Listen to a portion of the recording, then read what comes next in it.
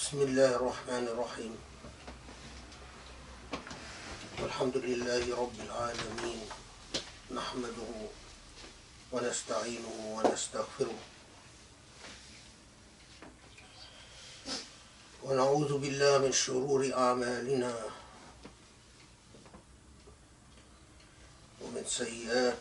ومن سيئات أنفسنا ولا إله إلا الله وحده لا شريك له له الملك يحيي ويميت وبيده الخير وإنه على كل شيء قدير.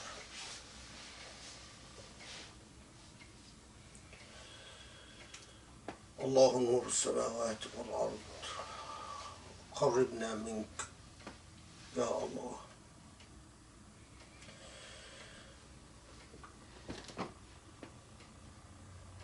There is no question that all of Islam today and all Muslims today live in trying times. Live in trying times to a very large measure because we as Muslims have lost our compass. Many people still, to this very day, say, why do you insist on speaking about injustices and oppression in your khutbahs? Why don't you make your khutbahs about teaching an Islamic ibadah or reminding people of the importance of remembrance of Allah? After all,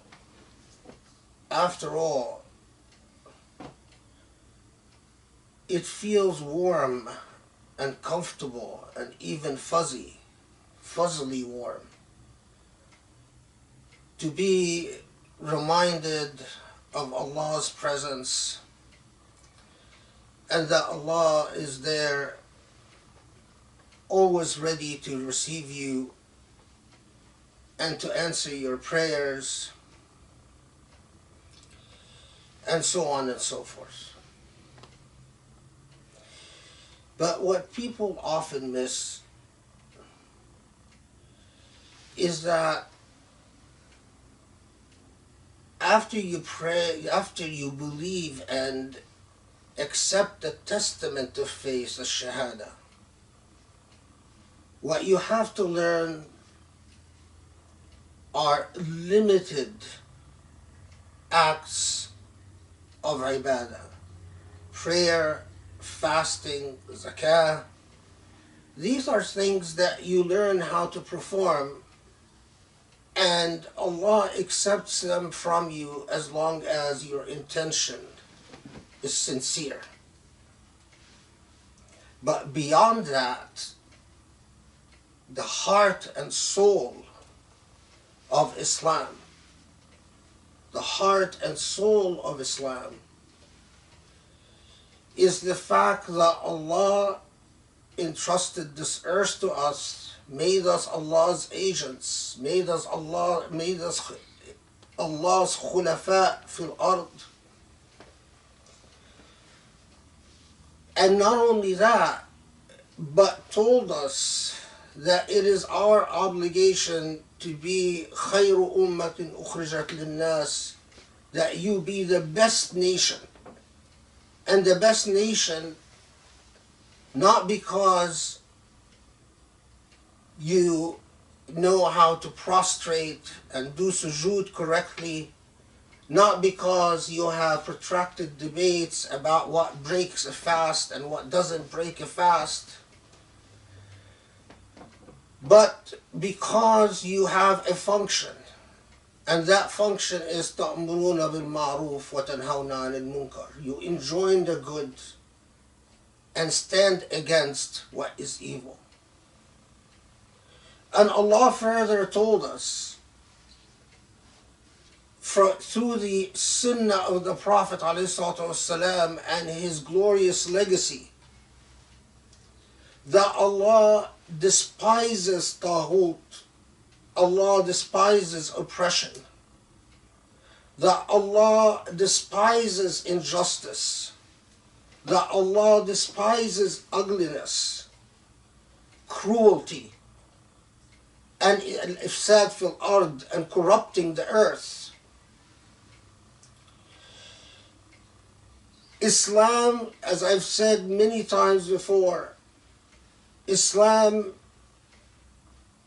is about justice and ethics and morality. The fact that a Muslim does not feel obligated to think very seriously about justice and to stand up for justice is obscene in and of itself. It is an obscenity. In a previous khutbah, I've reminded you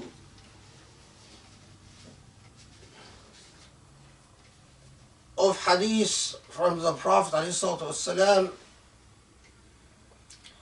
that I want to remind you of again, because we live in a time where Muslims have become forgetful.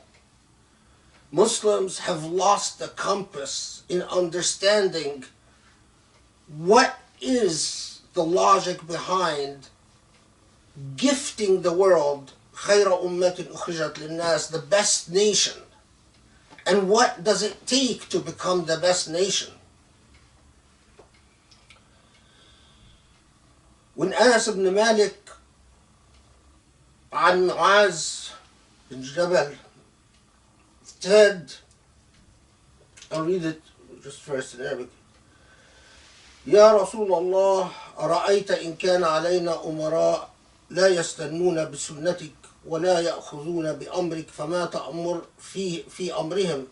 فقال الرسول عليه الصلاة والسلام لا طاعة لمن لم يطع الله. And there are several versions of the same hadith. When the Prophet ﷺ is asked, they will come a day where there are leaders that go against your message, go against your Qur'an, go against your Sunnah. And the Prophet ﷺ simply answered, you can't obey them if obeying them means you will disobey God.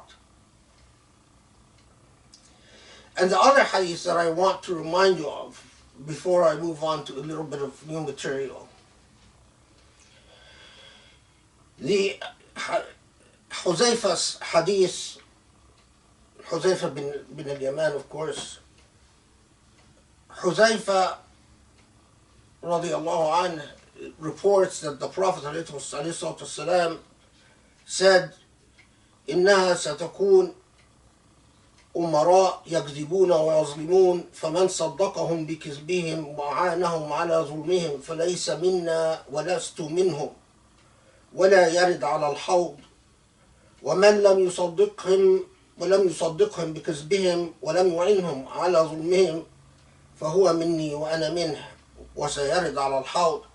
There will be rulers, and umara here, it's important that Muslims understand when the Prophet ﷺ says umara, it doesn't mean necessarily presidents, kings, and princes.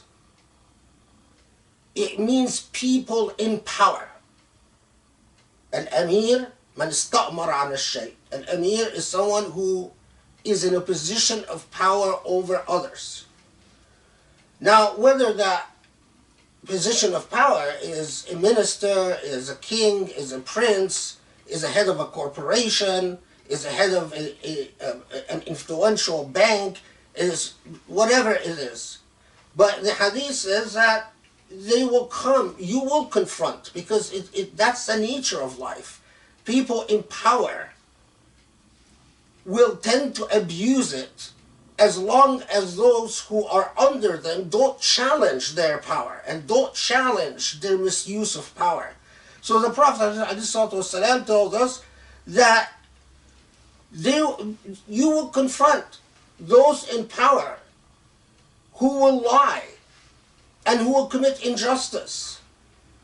And if the challenges, if you become among those whose relationship to power is yes sir, yes ma'am, you stop using your intellect and your heart.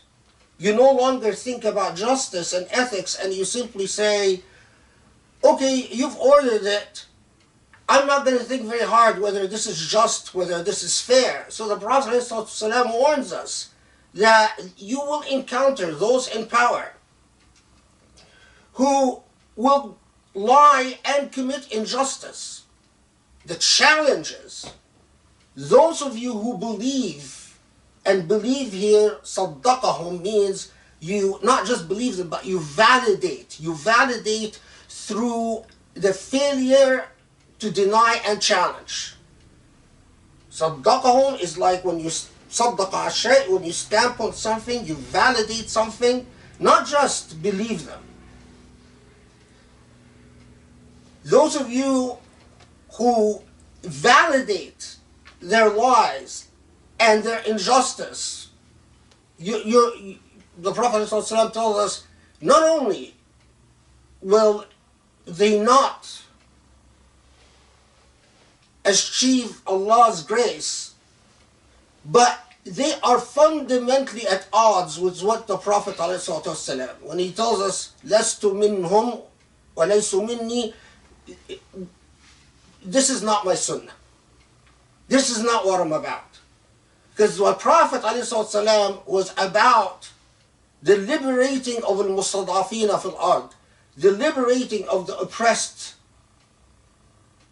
And if you fail to understand this, that Islam, at a very minimum, requires that you think about the abuses committed by those in power, and that your psychology rejects their abuses in power. That is the way you belong to the Sunnah of the Prophet ﷺ. Now, recent events gives us a lot to think about and a lot to pause and ponder. I'm sure you've heard, or most of you have heard, that recently a man by the name of George Nader, or I think George Nader, if it's not either George Nader or John Nader, I don't remember, but I'm pretty sure it's George Nader. A man who is formally, officially an advisor to the United Arab Emirates government, an advisor to the Crown Prince of the Emirate, Mohammed bin Salman, a man that is also close to MBS of Syria, that this man was arrested, and not for the first time, because it happened several times, and he even served time in prison for it. Not, of course, not nearly enough, but recently, upon entering the United States, they found videos of sex with children, child pornography, and bestiality. Now, this is a repeat offender. This is a man that from back to the 80s has had the same offense take place again and again. Okay. So, at the very minimum, we can say this is an abusive man. A man that abuses children and even forces children to have sex with animals and things like that. Now, why do I mention this? Why isn't it a small thing? For several reasons. Why is this something that we need to pause at and think about? Several reasons. Number one, this man has an enormous amount of unfettered access and power directly, direct venues and channels of power, not just to the Crown Prince of the Emirat, not just to the Crown Prince of Saudi, but he has direct access to the hallways of power in the White House, is a remarkably influential man in even orchestrating things that have affected Muslims all around the world. He played a critical role in orchestrating Saudi and Emirati and U.S. policy towards Syria, a critical role in orchestrating U.S. policy towards Libya, a critical role in orchestrating Saudi, Emirati, U.S. policy towards Yemen, and a critical role in orchestrating Emirati and Saudi and U.S. policy towards Qatar. In fact, but his power doesn't stem from his personal resources, or he's not Rupert Murdoch, who made a lot of money and is influencing politics through his obscene wealth, which was, for the most part, money earned through his business ventures, as they may be. George Nader is a different story. George Nader is someone whose power stems from his close relationship to those in power, like the Crown Prince of the Emirat and the Crown Prince of Saudi Arabia. In other words, he is their go-man, he is their gopher, he is their errand boy. Okay, second reason, that there is a very alarming thing among the fields that I teach is human trafficking, and when I read the story, it made my blood boil again, because George Nader has very close ties to the founder of Blackwater, Eric Prince. And Eric Prince has very close ties,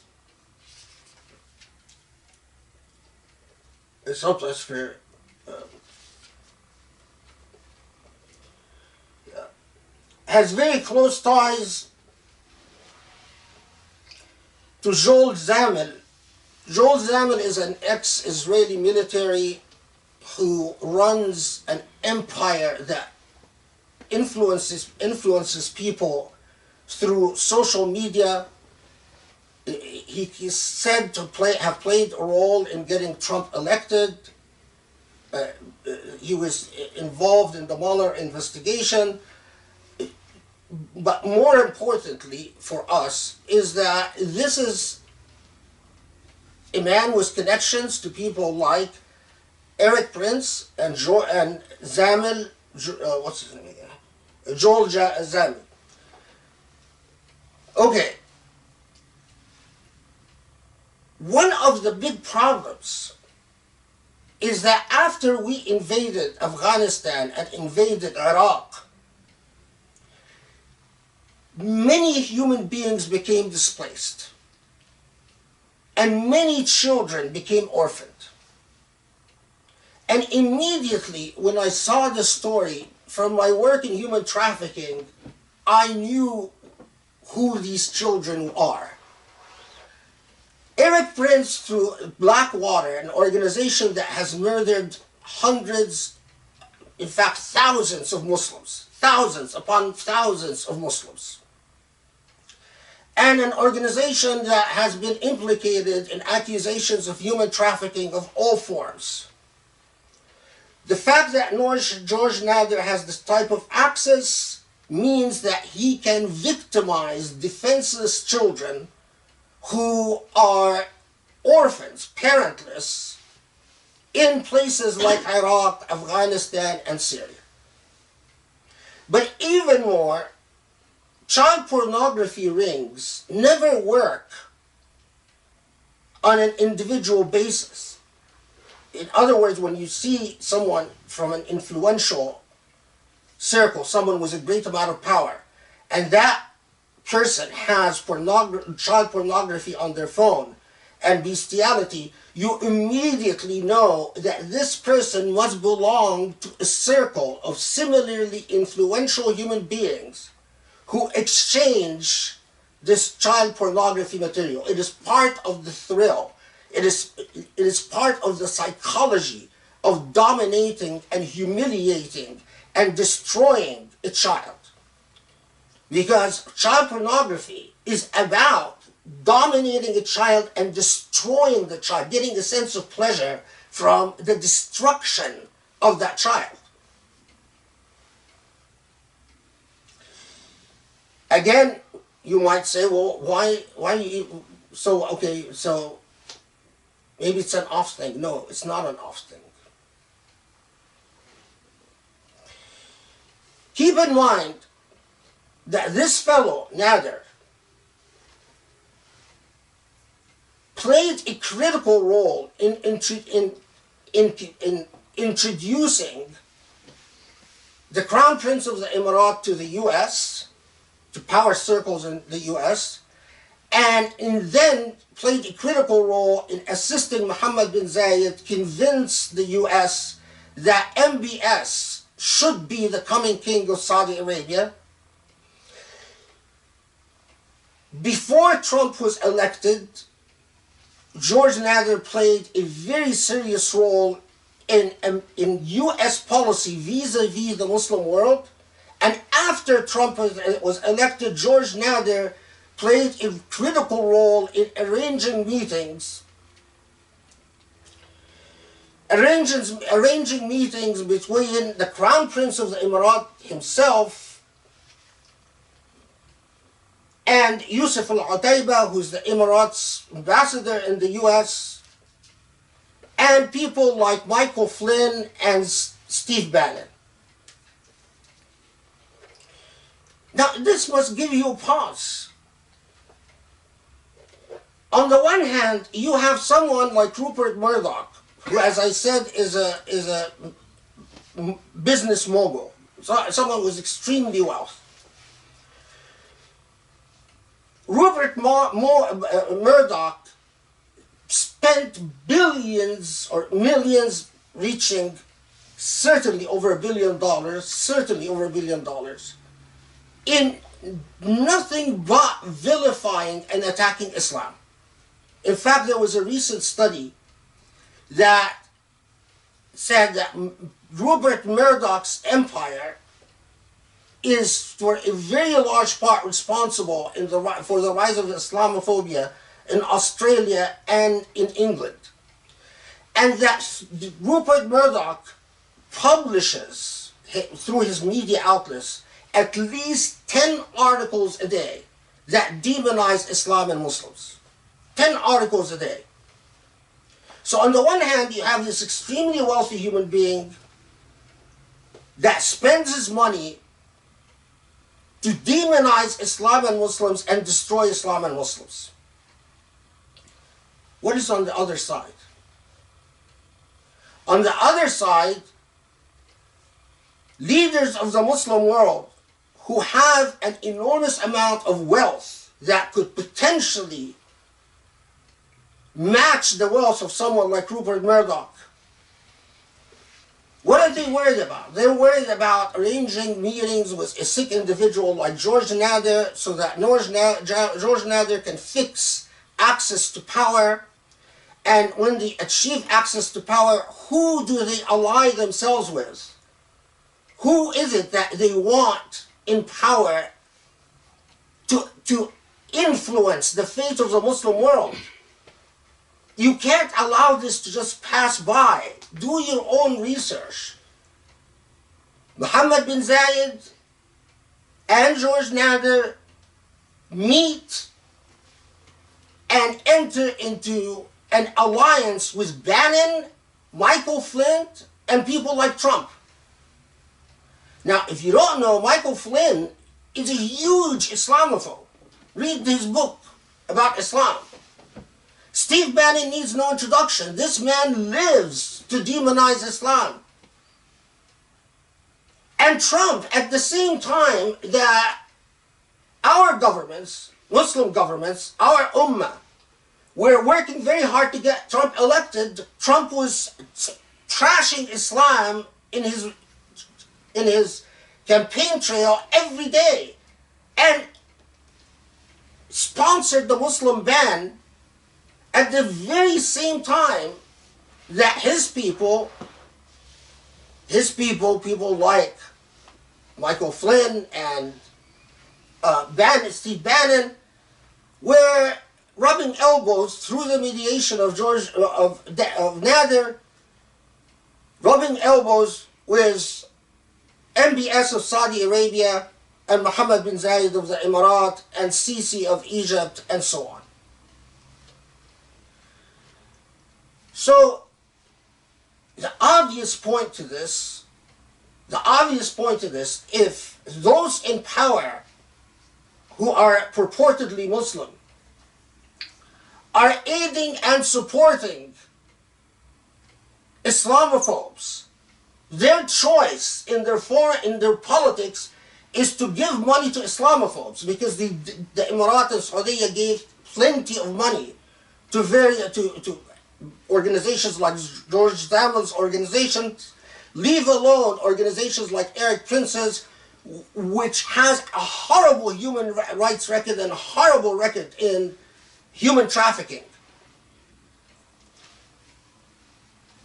They make the choice that these governments make the choice that they're going to ally themselves with the Islamophobes of the world, with Steve Bannon, Michael Flynn. So it's like this: I will trash you as a Muslim, and you will still come kiss my shoe and give me money and thank me for trashing you as a Muslim. So what is the solution? Where is the Muslim Rupert Murdoch? If you forget, Crown Prince of the Emirat cares about nothing but his chair, and he cares very little for Islam or whether Islam gets demonized, as long as he can stay in power. And the same for MBS of Saudi Arabia. But then the question that Allah will confront us with in the final day, where there are a lot of Muslims who don't belong to a government, in other words, private business owners who are as wealthy as Rupert Murdoch. And if Rupert Murdoch can create an entire empire to demonize your religion all over the world, where are your Rupert Murdoch's Muslims? What I'm saying is, shame on us, because the state we are in is because our wealthy people will sit there, complain about what MBS of Saudi Arabia is doing, will sit there and complain about what the Crown Prince of the Emirat is doing, say la hawla wa la quwwata illa billah, hasbi Allah wa ni'mal wakil. But then when it comes time to actually put our resources where our mouth is, we don't act like Rupert Murdoch. Rupert Murdoch gave billions of dollars for a cause he believes in. And the cause is Islam is evil. That's his cause. We don't have a Rupert Murdoch whose cause is Islam is not evil. This is the heart of the problem, brothers and sisters. This is why Allah will confront us in the final day and say,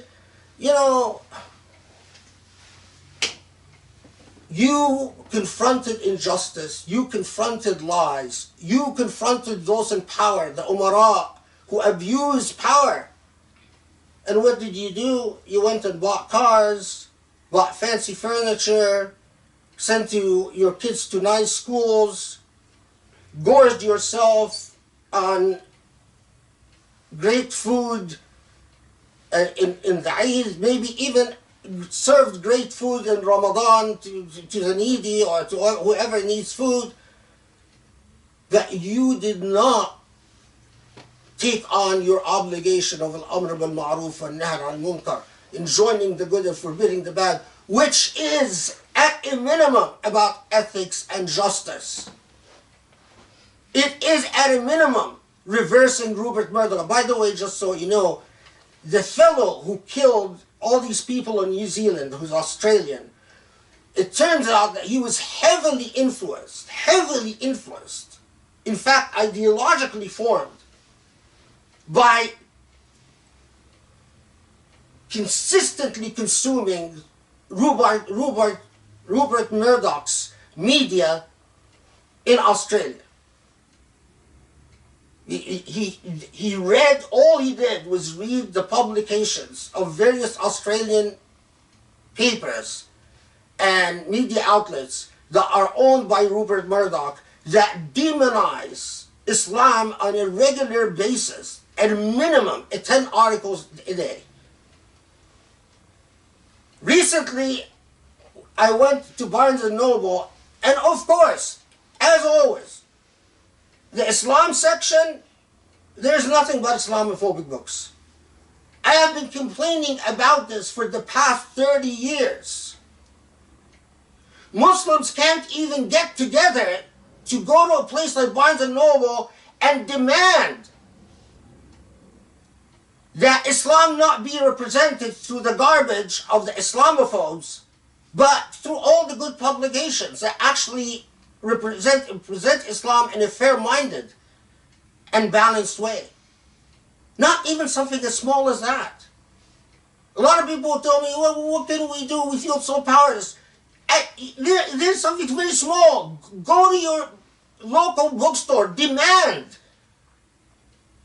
that you will not do business with them unless they act decently, because they act decently towards Christianity, towards Judaism, towards Hinduism, towards Buddhism, towards even New Age material and occult literature. The occult section doesn't just have books that trash the occult. It has books that advocate the occult. Because when you represent a field, an area, you do it through a fair-minded voice, whether you agree with that field or that subject or that area or not. قولوا قولي هذا والله لي ولكم نسأل الله يستجيب لكم. بسم الله الرحمن الرحيم الحمد لله رب العالمين والصلاة والسلام على محمد وآله وأصحابه واتبعوا بإحسان إلى يوم الدين. Allah warned us, we find everything in the Quran. Everything. Dua wa shifa lis-sudur. It is truly medicine to the souls and hearts. It is truly a path of guidance. When Allah tells us, we believe in it's in Surah An-Nisa, الَّذِينَ يَتَّخِذُونَ الْكَافِرِينَ أولياء من دون المؤمنين أيبتغون عندهم العزة فإن العزة لله جميعا.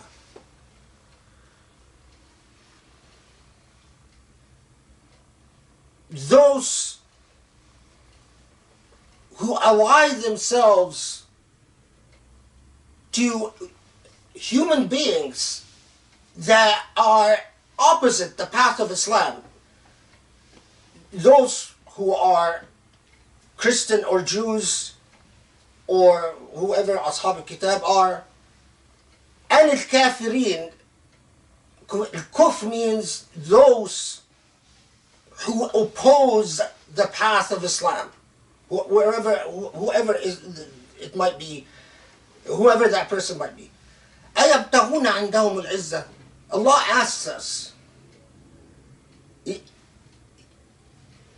you ally yourself to these people the enemies, those who are adamantly hostile to Islam, like Trump, like Bannon, like Michael Flynn, like George Nader himself, who's not a Muslim, do you think that you could gain your izzah as dignity and pride? Because true pride and dignity is only with Allah.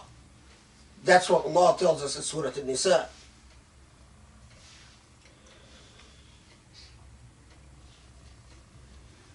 The George Nader event reminds me very much when Allah warns us and tells us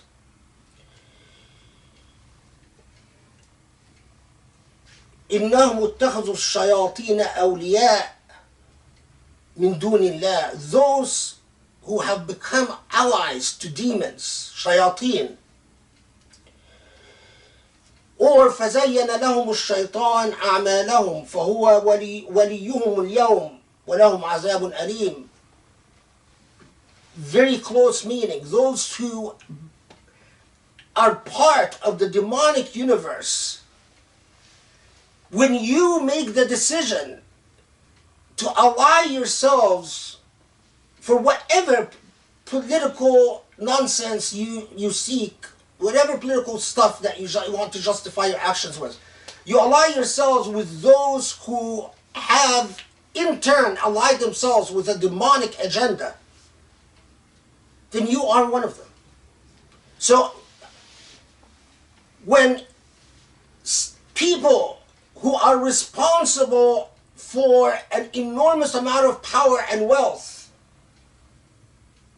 who commit a genocide in Yemen, who killed Khashoggi in an embassy, who slaughter untold numbers in Syria, who support a criminal in Libya that kills civilians indiscriminately and has been doing it for a long time. And not only that, who ally themselves closely with a pedophile and a child pornographer. They have become, among Hizb al-Shaitan, the party of the devil. And it exactly then harkens back to the umara, those in power, who lie and who commit injustice. And the question is, what is your position as a Muslim?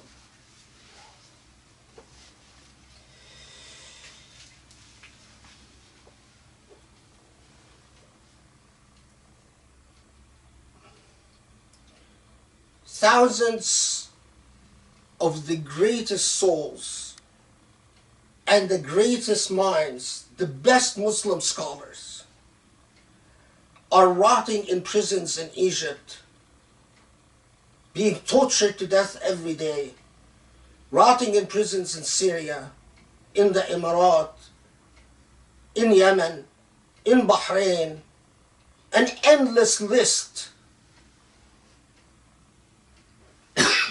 But I return back to the scholars that live in imminent threat of being executed in Saudi Arabia.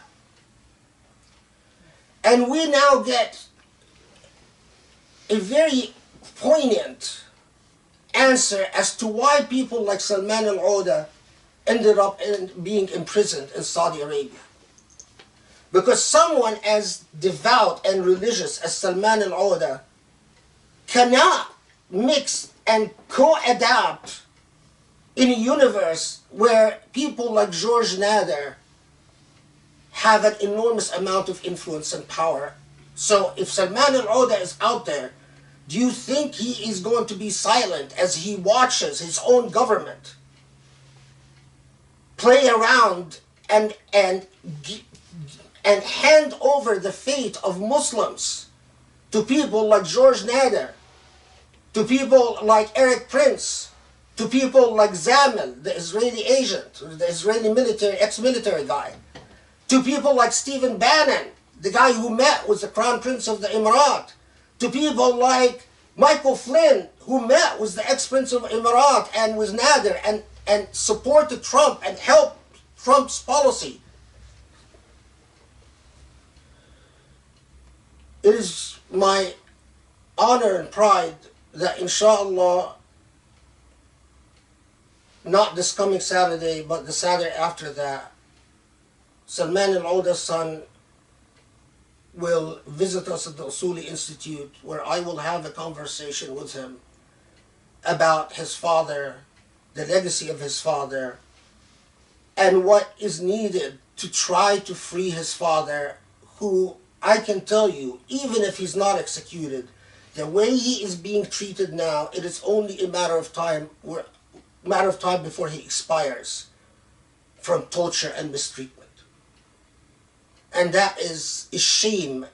This is part of the reason that Allah looks at us, looks at the George Naders, our relationships with people like Michael Flynn and Bannon, and the way we helped Trump get elected, and then the way Salman al-Auda is rotting in prison, and all the people that like Salman al-Auda have expired everywhere, and then watches Muslims in the United States who are spoiled, and Allah has given them ni'am far greater than anyone else, and Muslims in the United States and Canada and Europe and so on, and finds them sitting there twiddling their thumbs saying, what can we do, what can we do? And Allah will not bless us. Allah does not give victory to the unjust. And we are unjust because of the injustice that we fail to stand up to.